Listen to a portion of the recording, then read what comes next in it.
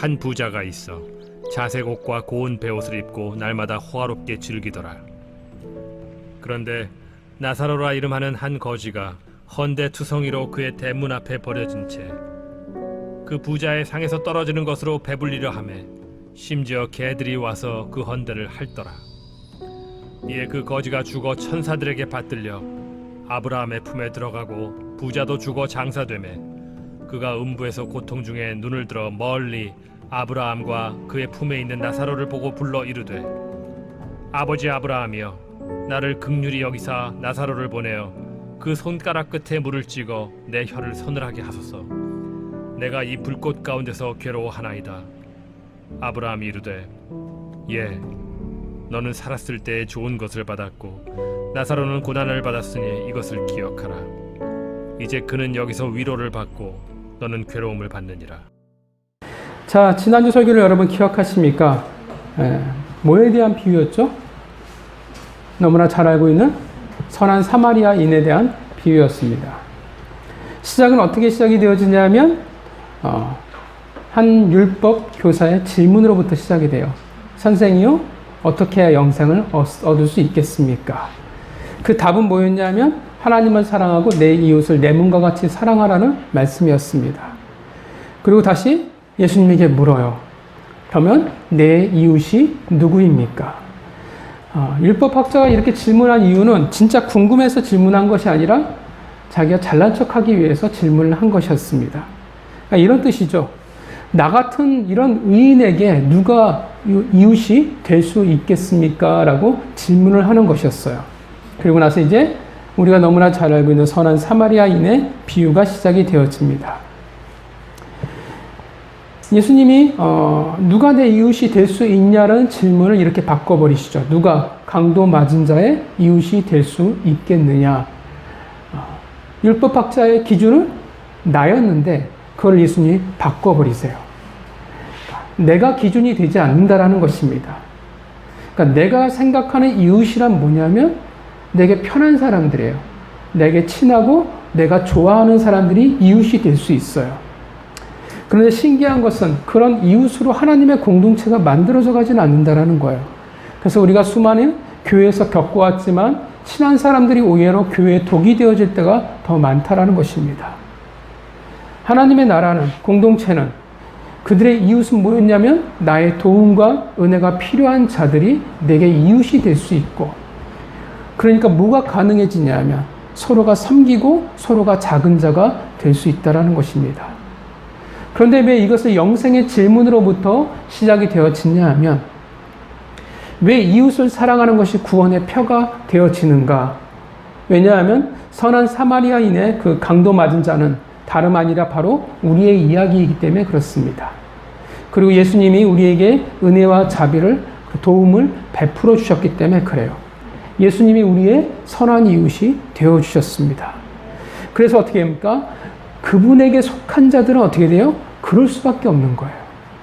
그분의 길을 걸어갈 수밖에 없다라는 거예요. 당연히 영생을 소유한 자는, 그리스도인들은 당연히 그래서 어떻게 해요? 내 이웃을 내 몸과 같이 사랑할 수밖에 없어요. 내가 선한 이웃이 되어줄 수밖에 없다라는 것입니다. 율법학자가 물었죠. 내가 무엇을 하여야 영생을 얻으리이까? 예수님이 답하시는 거예요. 도움이 필요한 자들의 이웃이 되어서 그들을 내 몸과 같이 사랑하라 말씀하셨습니다. 한 주간 여러분 모두가 선한 이웃이 되셨길 바랍니다. 자, 오늘 본문은 어리석은 부자와 거지 나사로의 이야기입니다. 이 본문 역시 유명한 이야기고 여러분들이 아마도 많은 말씀을 통해서 이 본문을 들으셨을 거라 생각을 합니다. 자, 한 부자가 있었어요. 자, 부자답게 뭐부터 다르냐 하면 옷 입는 것부터 다릅니다. 부자가 어떤 옷을 입고 있냐 하면 자색 옷과 고운 베옷을 입고 있다라고 합니다. 자색은 포르피란, 고운 베옷은 비수선이라고 해서 각각 귀족, 부호들, 제사장들이 입는 옷이에요. 근데 자색 옷은 겉옷이고 고운 베옷은 속옷입니다. 특히 고운 베옷이 생각보다 엄청 비싼 옷이에요. 우리가 보기엔 자색 옷이 되게 비쌀 것 같은데 고운 배옷이 훨씬 더 비쌉니다. 당시 고운 배옷이 얼마나 비싼 옷이냐면 같은 무게의 금보다 2배나 더 비싼 옷이 고운 배옷이었습니다. 그러니까 금보다도 더 귀한 옷이었어요. 그러니까 엄청난 거죠. 일반인들이 감히 입을 수 없는 옷이었어요. 소위 말하는 명품이라고 이야기할 수가 있겠죠. 사는 것도 달랐습니다. 살아가는 방식도 달라요. 그가 어떻게 살아가고 있냐면 날마다 호화롭게 즐기면서 살아갔습니다.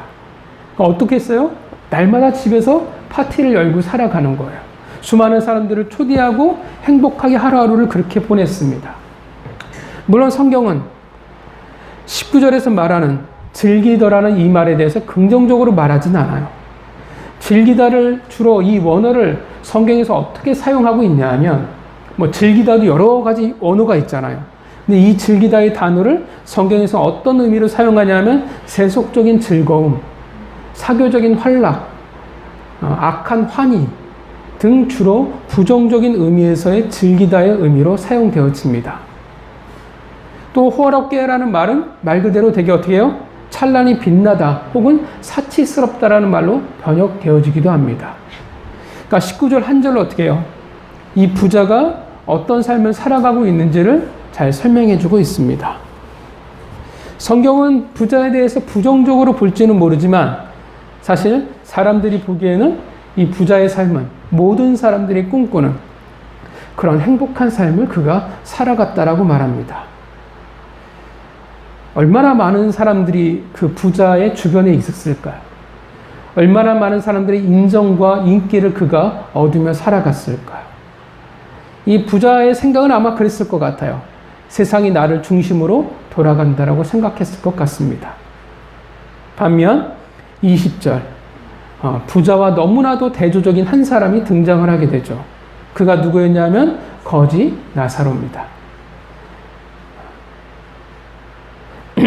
그는 부자의 대문 앞에 누워 살아가던 사람이었어요. 아마도 몸이 정상이 아니었을 거라 생각을 해요. 왜냐하면 뭐라고 표현하냐면 버려졌다라는 표현을 합니다. 그 말을 통해서 어떻게 해요? 그가 사지가 멀쩡한 사람이라고 볼 수는 없다라는 거예요. 더군다나 몸이 어떻게 해요? 그렇죠. 헌대투성이에요. 몸에 여기저기 골맞죠. 종기가 많아요. 그럼 피부병을 앓고 있습니다. 거지 중에 상거지의 모습을 하고 있어요. 여기에서 거지라는 말은 그의 현재 외적인 상태를 이야기하기도 하지만 그의 내면의 상태를 말해주기도 합니다. 이 거지라는 말에는 어떤 의미가 또 담겨져 있냐면 마음의 상태가 위축되다, 심히 두려워하다라는 의미도 담고 있어요. 당연히 그럴 거라 생각을 해요. 삶에 아무 희망이 없어요. 현실은 바닥 중에도 바닥인데 당연한 반응일 수밖에 없다라고 생각합니다. 그럼 그가 무슨 일을 할 수가 있겠습니까? 그가 살 수 있는 방법은 유일하게 뭐였냐면 21절 부자의 상에서 떨어지는 것으로 배를 채우는 것이었습니다. 부자가 식사할 때 그 옆에서 뭘 받아 먹기보다는 아마 남은 음식 찌꺼기를 그가 받아 먹었을 거라 생각을 합니다. 삶의 수준이 어떻게 해요? 굉장히 처참해요. 더 서러운 것은 뭐냐면 21절에 개들이 와서 그 헌대를 핥는다라는 것입니다. 아마도 이 개들은 부자의 집에서 키우는 개들이 되겠죠. 이 말을 통해서 지금 뭘 보여주냐면 거지가 어떤 삶을 살아가냐라는 거예요. 어떤 삶의 수준이냐는 거예요. 바로 개 같은 삶이라는 거예요. 개와 같은 수준의 삶을 살아가고 있다는 것을 우리에게 보여주고 있습니다. 그러니까 부자는 최고 중에 최고잖아요. 거지는 최악 중에 최악이라는 것입니다. 그러니까 극단적으로 부자와 정 반대편에 있는 사람이었습니다. 그런 두 사람 모두 이제 죽음을 맞이하게 됩니다. 가진 자나 없는 자나 죽음은 항상 공평합니다. 그런데 두 사람이 죽음 너머의 삶이 너무나 또 달랐어요. 거지 나사로는 어떻게 되어집니까? 22절에 천사들에게 받들려 아브라함의 품에 들어가게 됩니다. 아브라함의 품에 들어갔다는 뜻은 천국에 들어갔다라는 표현이죠. 부자도 죽어서 장사되었어요. 근데 어떻게 해요? 여기서도 차이가 생겨요. 보시면 나사로는 그냥 죽었어요. 근데 부자는 어떻게 돼요? 장사 지냈다라는 표현을 쓴다라는 거죠. 세상은 불공평합니다. 아마도 거지 나사로의 시신은 그냥 들판이나 이런 데 유기되어질 가능성이 컸을 거예요.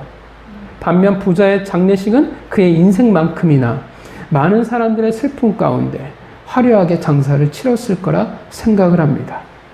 정말 화려하게 부자답게 인생을 마무리했지만 죽음 너머의 삶은 전혀 다른 삶이 시작이 되어졌습니다. 부자는 예상과 달리 아브라함의 품에 들어가지 못합니다. 그는 아브라함의 품이 아니라 음부에서 고통을 당하게 돼요. 그래서 그가 부탁을 하게 됩니다. 너무나 고통스러우니까 24절에 불러 이르되 라고 시작을 해요. 24절에 불러 이르되라고 말을 보면 굉장히 차분하게 부자가 지금 무언가를 격식 있고 교양 있게 부탁하는 것처럼 보이지만 원어는 전혀 달라요. 그러니까 원어의 느낌을 한글 성경이 전혀 못 살려요. 원어에서 부르다라는 말은 어떤 의미냐면 큰 소리로 외치다. 그리고 또 동물이 울부짖다라는 의미로 사용되어지는 말입니다. 그러니까 지금 어떤 느낌인지 아시겠죠? 부자가 교양 있게 무언가를 부탁하는 것이 아니라 지금 어떻게 해요? 소리질러 울부짖으면서 부르짖는 거예요. 아버지 아브라함이요. 그가 울부짖습니다. 고통스러우니까. 차마 많은 것을 요구하지는 못해요. 24절 나사로를 보내어 손가락 끝에 물을 찍어 내 혀를 서늘하게 하소서. 물 한 잔도 아니죠. 손가락 끝에 물이에요. 그렇게 긍휼과 자비를 구하나 그의 울부짖음은 이루어지지 못합니다. 아브라함이 거절하죠. 그 거절의 이유가 뭡니까? 24절 같이 읽어볼까요? 불러 이르되 아버지 아브라함이여 나를 긍휼히 여기소서. 물을 찍어 내 혀를 서늘하게 하소서. 내가 이 북골 가운데서 괴로하나이다. 25절 답합니다. 아브라함이 이르되 너는 살았을 때 좋은 것을 받았고 나사로는 고난을 받았으니 이것을 기억하라. 이제 그는 여기서 위로를 받고 너는 괴로움을 받으니라. 이 이야기 자체는 유대인들에게 굉장히 익숙한 이야기입니다. 그러니까 이 당시에 유대인들에게 이런 식의 이야기가 전래동화라고 해야 되나 어떤 교훈이라고 할까 이런 이야기가 있었다고 해요. 약간 내용이 약간 살짝 등장인물이 달라요. 우리는 부자와 거지 나사로의 이야기지만 거기서 옛날 동화에 뭐라고 표현되어 있냐면 부자 세리와 가난한 율법사의 이야기와 같습니다. 그러니까 등장인물만 달라진 거예요. 거의 비슷해요. 둘이 죽었는데 가난한 율법사는 낙원의 넓은 시냇가에서 활보하고 다녔고 부자 세리는 냇가에 섰으면서도 그 물로 자신의 갈증을 채울 수 없었다라는 이야기로 이야기가 마무리되어집니다. 그러니까 비슷하죠. 그래서 이 당시 사람들이 이 예화를 들었을 때 매우 익숙한 이야기로 그들이 들었을 거예요. 그러니까 예수님이 그 당시의 이야기를 살짝 바꿔서 이야기하신 겁니다. 물론 듣는 그들에게 있어서 이 이야기는 사실 예수님의 이야기는 살짝 기분이 나빠요. 왜냐하면 가난한 율법사였는데 이제 거지 나사로로 바뀌었기 때문에 그렇습니다. 그러니까 누가 천국에 갔냐 하면 가난한 율법사가 천국에 갔는데 예수님은 누가 천국에 갔냐고 얘기하냐 하면 거지 나사로가 갔다라고 이야기하기 때문에 그렇습니다. 자, 오늘 본문이에요. 오늘 본문은 우리에게 무엇을 말하고자 할까요? 여러분, 왜 부자는 지옥에 가야 했을까요? 왜 거지 나사로는 천국에 갔을까요?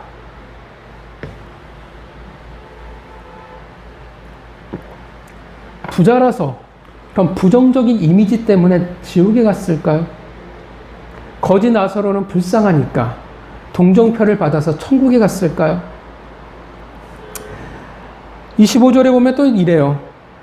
너는 살았을 때 좋은 것을 받았으니까 여기서 고생해야 돼. 그러니까 너는 이미 받을 것은 다 받았어.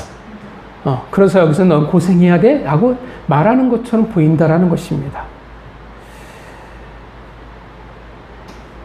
왜 그랬을까요? 부자는 왜 지옥에 가고 왜 거지 나사로는 천국에 가야 했을까요? 부자라서 지옥에 가야 했어라고 생각하는 사람들이 있었어요. 그래서 그들이 누구냐 하면 해방신학 같은 것을 연구하는 사람들이었어요.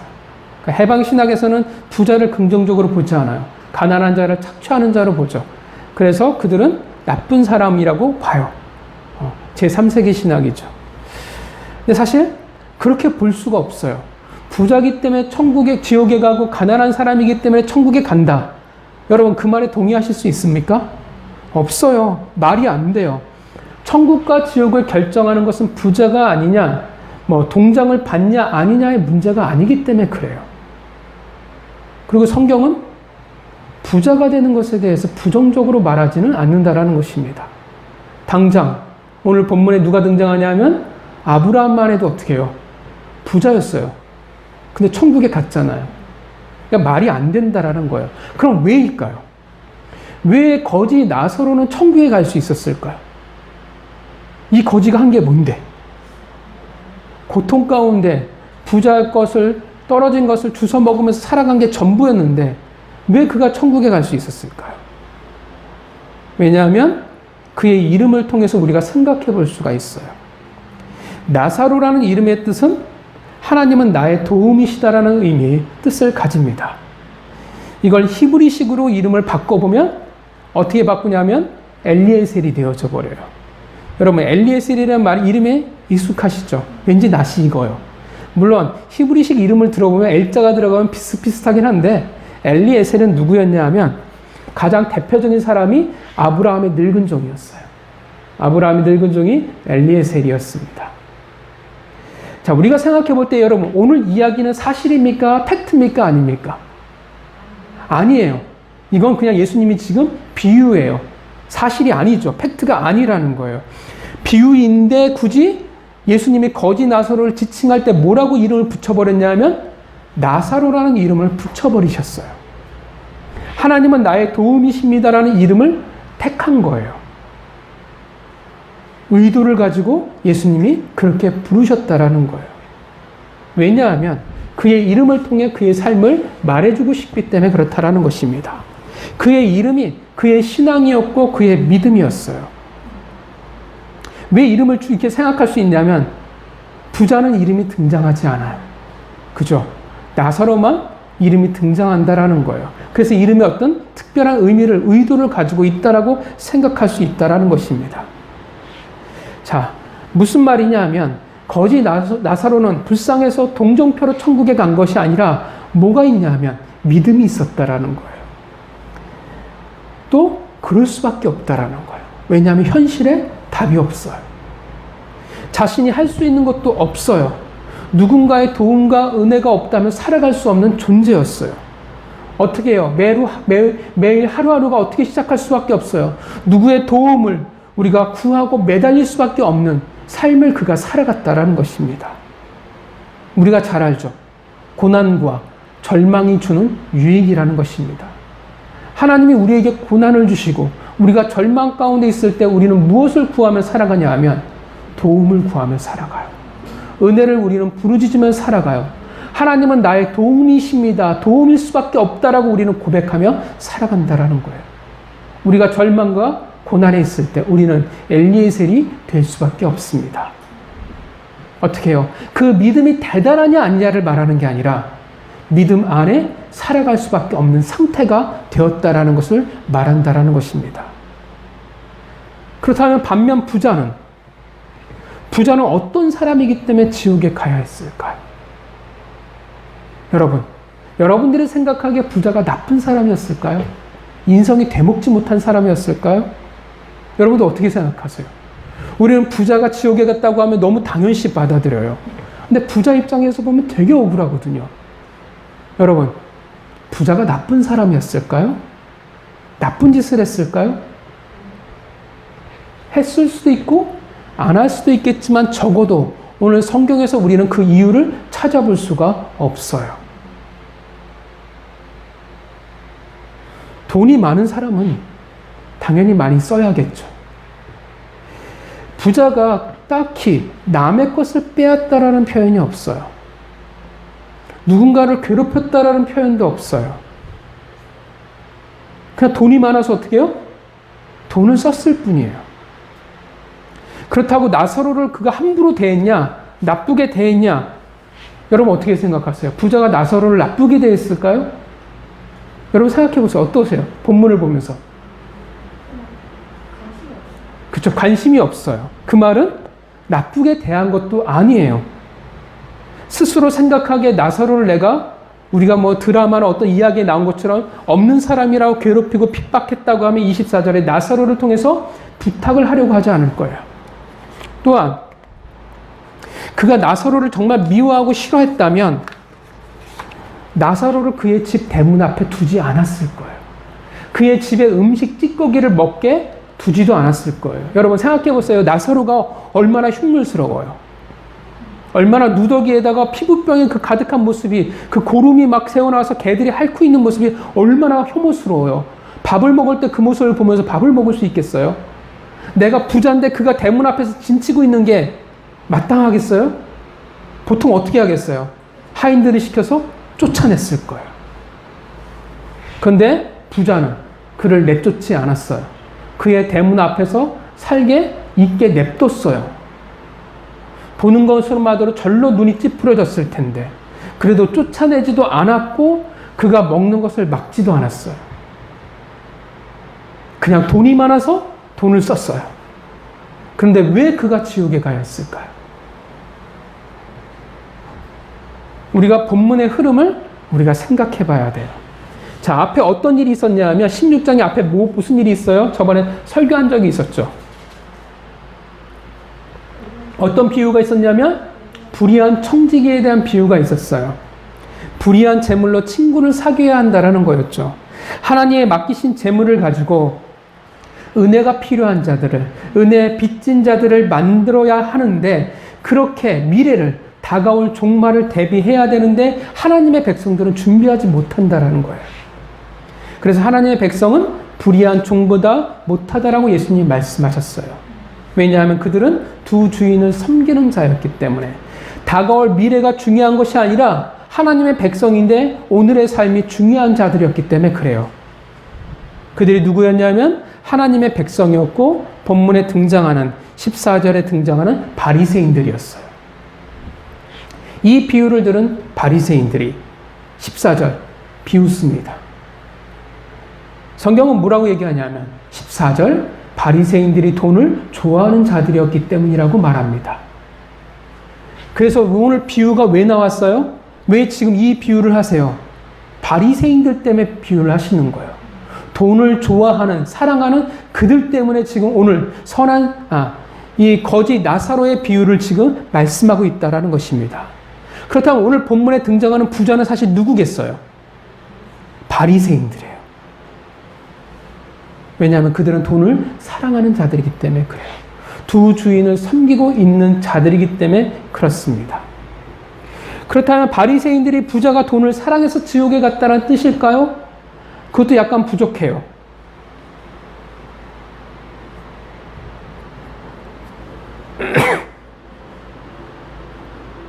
아까도 좀 전에 말씀드렸지만 이름이 있는데 나사로는 이름이 있는데 부자는 이름이 없어요. 그것이 무엇을 의미할까요? 왜 하나님이 예수님이 부자의 이름을 말하지 않을까요? 지어주지 않았을까요? 그쵸, 무관심한 거예요. 상관이 없다라는 거예요. 그의 이름을 기억하기도 싫다라는 뜻이 되어집니다. 왜 그의 이름이 분명히 지어서 이야기할 수 있을 텐데 왜 그렇게 말씀하시냐면 관계가 없다라는 것을 말해주고 있다라는 것입니다. 왜 관계가 없을까요? 우리가 조금 더 생각해 봐야 돼요. 앞에 비유들을 통해서 우리가 생각해 봐야 합니다. 흐름을 봐야 돼요. 지금 본문이 어떤 흐름 가운데 있는지. 누가복음 15장에는 어떤 비유가 등장하냐 하면 그 유명한 탕자의 비유가 등장합니다. 16장 말씀드렸지만 불의한 청지기가 등장을 해요. 그리고 오늘 본문의 부자와 거지 나사로의 이야기예요. 공통점이 있어요. 어떤 공통점이 있을까요? 탕자, 그 다음에 불의한 청지기, 그리고 오늘 본문의 부자와 거지 나사로. 무엇이 지금 중요한 소재가 되어지고 있냐면 돈에 대한 이야기가 계속 이루어지고 있어요. 재물. 예수님의 비유를 보면 돈에 대한 것들이 굉장히 많이 나오세요. 그래서 헌금이나 11조에 대해 가벼이 여기는 자들은 예수님은 11조에 대해서 얘기하지 않았어. 돈에 대해서 우리에게 자유하게 하셨어. 물론 자유롭게 우리가 선택해요. 그러나 많은 관심을 두고 말씀을 하세요. 왜냐하면 두 주인이 바로 누구냐면 돈이기 때문에 그렇습니다. 탕자는 아버지의 재산을, 돈을 낭비해버린 자예요. 아무 가치 없게 만든 자였죠. 불의한 청지기는 어떻습니까? 1절에 뭐라고 얘기하냐면 16장 1절에 주인의 소유를, 돈을 낭비해버린 자예요. 주인의 것을 무가치하게 만든 거예요. 자, 지금 돈이라는 것을 통해서 어떤 내용이 흘러가고 있냐면 낭비라는 공통된 주제가 지금 흘러가고 있는 것입니다. 하나님의 것을 무가치하게 만들어버렸다라는 것들이 지금 이 비유에서 계속 흘러가고 있다라는 거예요. 그럼 물어볼게요. 부자가 낭비를 했을까요? 사치를 내서 낭비를 했다고 표현할까요? 파티를 많이 벌여서요? 호화롭게 살아서요? 그것을 낭비했다라고 성경이 말하고 있을까요? 분명 오늘 비유는 앞에 두 비유와 좀 달라요. 앞에 두 비유는 뭐냐면 탕자의 비유와 불의한 청지기의 비유는 명백히 뭐라고 얘기하냐면 낭비했다라고 이야기를 해요. 근데 오늘 본문은 살짝 느낌이 달라요.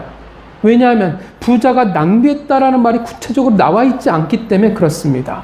화려하게 인생을 살아가요. 그렇다고 해서 그의 재산을 축냈다라고 이야기하지 않아요. 어떻게 말아먹었다라고 말하지도 않아요. 등장하지 않아요. 분명히 앞에 비유는 낭비했다라고 이야기하고 망했다라고 이야기하지만 근데 오늘 부자는 달라요.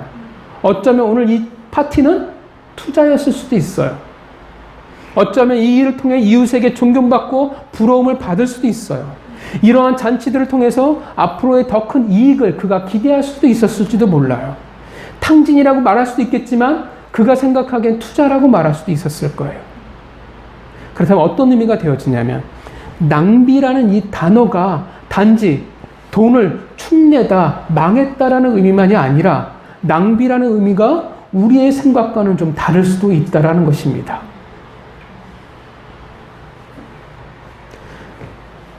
하나님이 유대인들에게 뭐라고 가르치셨을까요? 레위기 25장 35절 내 동족이 비난하게 되어 빈손으로 내 곁에 있거든 너는 그를 도와 객이나 우거하는 자처럼 너와 함께 생활하게 하라고 명령하고 있습니다. 이 외에도 하나님은 가난한 자들을 돌보라고 성경에서 굉장히 많은 말씀을 하셨어요.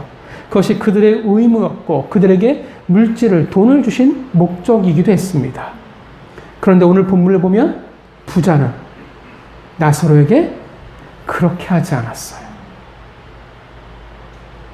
나사로에게 은혜를 베풀지 않았어요. 그냥 뒀을 뿐이에요. 권사님 아까 말씀하신 것처럼 상관이 없었어요. 관심을 두지 않았어요. 그 말은 뭐냐면 마땅히 하나님의 말씀하신 것, 마땅히 흘러가야 할 것들이 흘러가지 않았다라는 뜻이 되었습니다. 만약에 부자가 이렇게 파티를 즐기며 호화롭게 살면서도 나사로에게 관심을 가졌다면 어떻게 했을까요? 자비를 베풀었다면 오늘 본문의 이야기는 좀 더 다르게 진행됐을 수도 있을 것입니다. 다른 변화들이 있었을 거예요. 부자는 돈을 사랑하는 자였어요. 그래서 하나님이 아니라 그는 두 주인을 섬기는 자였습니다. 왜 이렇게 이야기하냐면 13절에 두 주인의 이야기가 나오기 때문에 그래요. 같은 흐름 속에 있기 때문에 그렇습니다. 돈을 사랑하는 바리새인들에게 지금 이 비유를 말씀하고 있기 때문에 그래요. 부자는 두 주인을 섬기고 있어요. 그래서 하나님의 백성에게 주신 법이 그에게 소용이 없어요. 이 땅에 잠시 맡겨진 재물인데 목적이 있어서 그에게 맡겼는데 그래서 어떻게 해요? 은혜의 빚진 자를 만들어야 되는데 부자는 그것과 상관이 없다라는 것입니다. 우리가 두 주인을 섬긴다라는 말을 여러분 오해하시면 안 됩니다. 내가 원하는 것을 위해 투자하고 내가 섬기는 신을 향해 열심히 뭔가 쏟아 붓는다라고 생각할 수도 있어요. 신을 위해서 열심히 노력하고 공물을 바치고 제사를 바친다. 그렇게 두 주인을 섬긴다라고 이야기하지만 결국 재물은, 돈은 누구를 향해 흘러가는 거냐 하면 바알도 아니에요. 맘몬도 아니에요. 잡신도 아니에요. 결국 그 돈은 누구를 향해 흘러가는 거냐 하면 내 자신이에요. 자기 자신을 위해서라는 것입니다.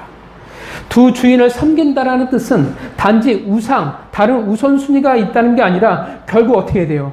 내 자신을 섬기며 살아간다라는 것을 말한다라는 것입니다. 자기 자신을 섬기는 거예요. 왜 우리가 우상을 섬겨요? 나를 위해서요. 내가 이루고 싶은 것이 있기 때문에 그래요. 그리고 그것을 성경은 낭비라고 말한다라는 것입니다. 낭비란, 성경에서 말하는 낭비란 내가 오늘 뭐 얼굴 봤는데 해프게 쓰고 내가 호화롭게 쓰고 내 분수에 지나쳐서 그 말하는 것이 아니라 그것을 넘어서 낭비란 뭘 말하냐면 주어진 목적과 상관없이 그것이 재물이 돈이 자기 자신을 향해 흘러갈 때 그것을 성경은 낭비라고 말한다라는 것입니다. 25절에 아브라함이 이렇게 말합니다. 부자가 지옥에 온 이유에 대해서 말해요. 뭐라고 말하냐면 아브라함이 이르되 너는 살았을 때 좋은 것을 받았고 라고 말해요. 살아생전에 좋은 것을 받았기 때문에 너는 지옥에 올 수밖에 없다라고 말한다라는 거예요. 그러니까 얼핏 들으면 너는 이 세상에서 이미 보상을 다 받았어. 이 세상에서 보상을 다 받았기 때문에 벌을 받을 수밖에 없어라고 말하는 것 같지만 여기에서 좋은 것을 받았다라는 것은 좋은 선물을 받았다라는 것을 말하는 것이 아니라 좋은 인생이어서 좋은 인생을 살았다라는 것을 말하는 것이 아니라 내게 주신 것들을 어떻게 해요? 나 자신을 위해 사용했다라는 거예요. 목적이 있어 주어진 것들이 어떻게 다 나를 향했다라는 거예요. 나를 위해서 다 써버렸다라는 거예요. 그것이 어떻게 해요? 그래서 하나님이 목적을 주신 돈이었는데 재물이었는데 그것이 어떻게 돼요? 내게 좋은 것이 되어버린 거예요. 누구에게 좋은 것이 됐어요? 내게 좋은 것이 되었다라는 게 문제라는 거예요. 지금 화살표가 누구를 향해요? 나 자신을 향하는 게 문제라는 거예요. 내게 좋은 것이 아니라 원래 누구에게 좋은 것이어야 돼요? 우리에게 좋은 것이 되어져야 돼요. 이해가 가십니까? 우리에게 좋은 것이 되어져야 되는데 내게 좋은 것이 되었을 뿐이라는 거예요. 두 주인을 섬기기에 무언가를 위해 아낌없이 드리고 사용되어질 수 있지만 또 열심히 낭비하지 않고 투자하며 살아갈 수도 있었겠지만 검소할 수도 있었겠지만 결국 그것들이 나에게 좋은 것이었을 뿐이라는 거예요. 하나님이 왜 우리에게 돈을 줘요? 왜 재물을 줘요? 왜 부자에게 그 많은 돈을 줬겠어요? 하나님의 나라, 하나님의 사람들, 하나님의 공동체에 좋은 것이 되게 하기 위해서 줬는데 그 목적을 잃어버리고 내게만 좋았다라는 거예요. 그 성경은 뭐라고 얘기해요? 그것을 낭비라고 이야기를 한다라는 거예요. 내게만 좋은 것이 되었을 때 그것이 성경에서 낭비예요. 그것이 하나님의 것을 무가치하게 만드는 행위라는 것입니다. 그들이 바로 두 주인을 섬기는 자들이에요. 물론 이렇게 말하면 오해할 수도 있어요. 부자가 되는 것, 부자가 돼서 좋은 것을 사고 누리는 것을 잘못됐다라고 말하지 않아요. 부자는 부자답게 쓰고 살아야 돼요. 부자가 스크루지 영감처럼 살아가는 게 미덕이 될 수 없다라고 생각을 합니다. 많이 써야 경제가 돌아갈 수 있으니까. 그것은 낭비가 아니에요. 하나님의 맡기신 그 모든 것들이 나를 향해 있을 때, 그 화살표가 나에게 향해 있을 때, 그 시간과 재능과 물질이 나에게 좋은 것이 되어질 때, 하나님의 누군가에게 흘러가지 않고 향하지 않기에 우리가 아닌 나에게만 좋은 것이 되었을 때 그것은 낭비가 될 수밖에 없습니다.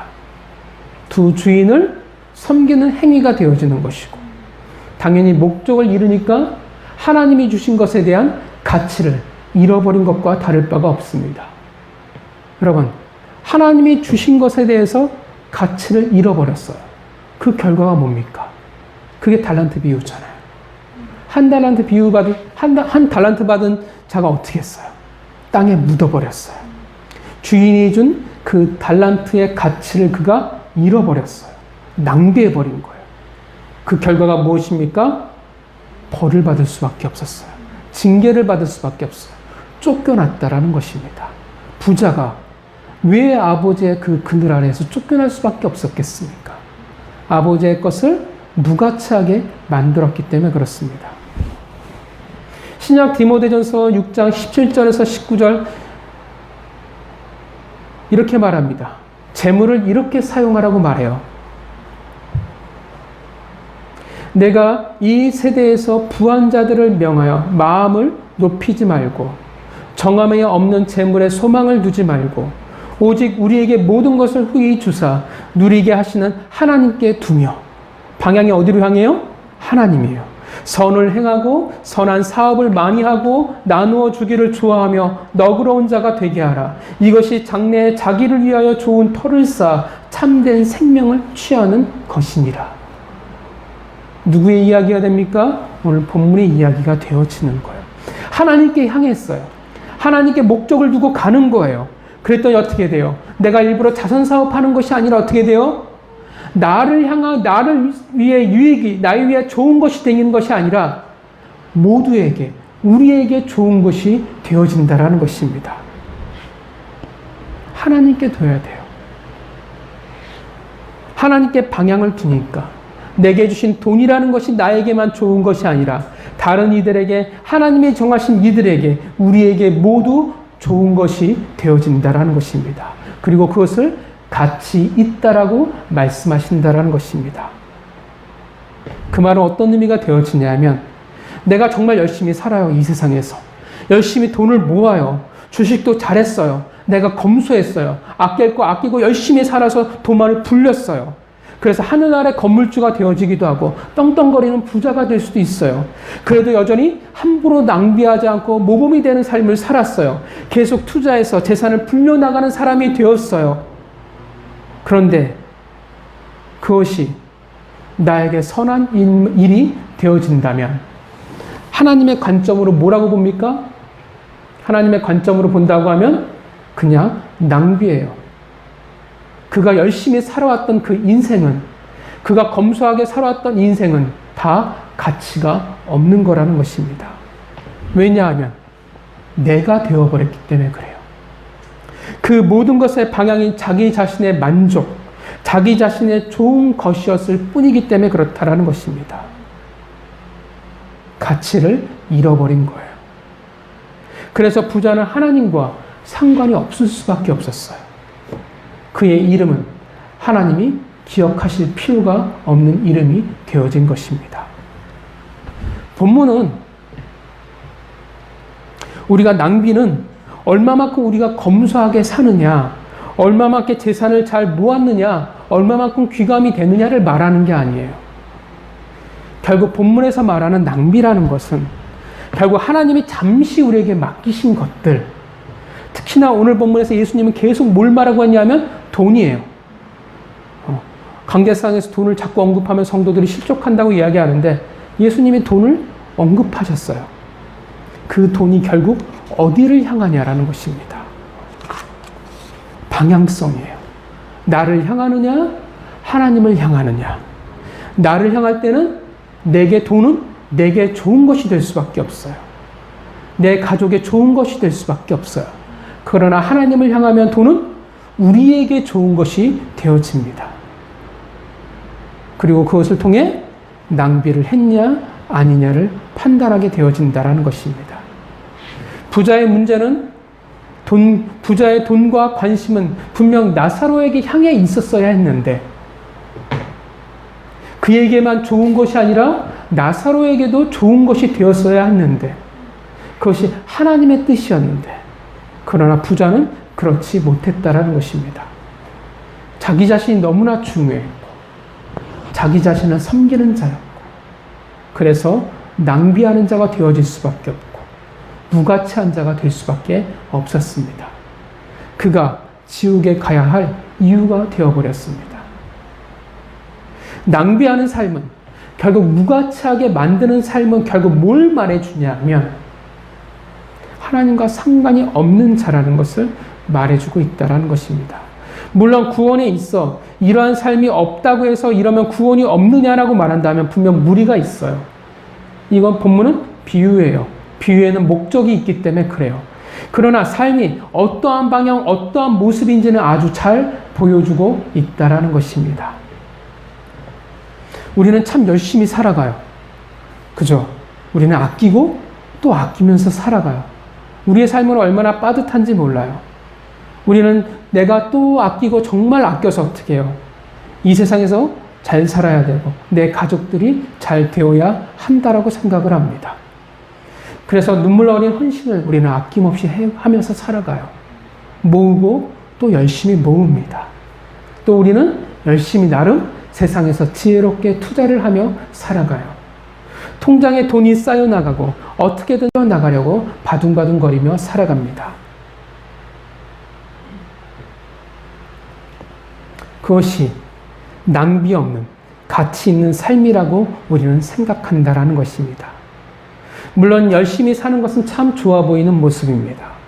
그러나 우리의 생각과 하나님의 생각은 다를 수 있다는 것입니다.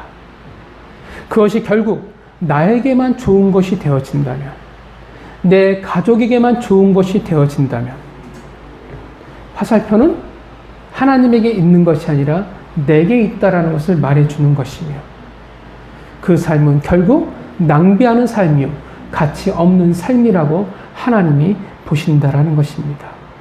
수많은 사람들이 나의 이름을 기억할지 모르겠지만 정작 하나님은 그 이름을 기억하시지 않는다라는 것입니다. 성도 여러분, 여러분들은 어떻게 살아가고 계십니까? 낭비하고 계십니까? 낭비하는 자로 살아가고 계십니까? 아니면 정말 하나님이 원하시는 대로 하나님 여러분에게 주신 돈을 선하게 사용하고 계십니까? 내게 선한 것, 내게 좋은 것을 위해 살아가십니까? 내 가족의 좋은 것을 위해 살아가십니까? 아니면 하나님이 우리에게 주신 그 우리의 좋은 것을 위해서 여러분들이 살아가고 계십니까? 여러분들의 돈이 어떻게 흘러가고 있을까요? 여러분들의 그 돈에는 어떠한 꿈과 계획을 담고 있을까요? 오늘 본문이 무엇을 말해줘요? 분명 불의한 청지기는 말세의 때에 맡겨진 재물로 좋은 친구들, 즉 은혜의 빚진 자를 만들라고 이야기를 했습니다. 오늘 본문은 이 말세의 때 낭비를 하지 말라고 말하고 있습니다.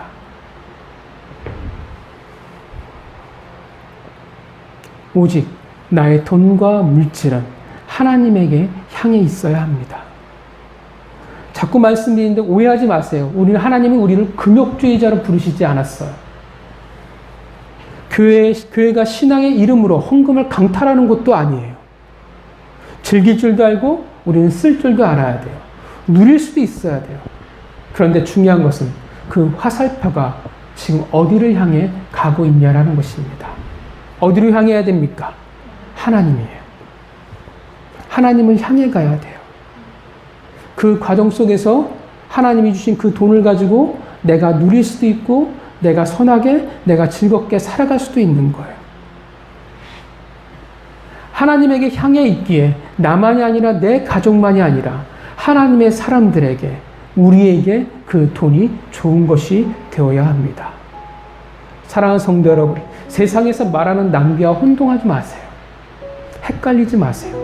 세상에서 말하는 낭비와 하나님이 말하는 낭비는 정의가 달라요. 사랑하는 성도 여러분, 낭비하지 마시기 바랍니다. 하나님이 여러분에게 주신 그 돈이 목적을 잃어서 가치 없게 만들지 마시기를 바랍니다. 우리의 돈을, 우리의 물질을 통해 하나님의 나라와 나와 모두에게 좋은 것이 되어지기를 바랍니다.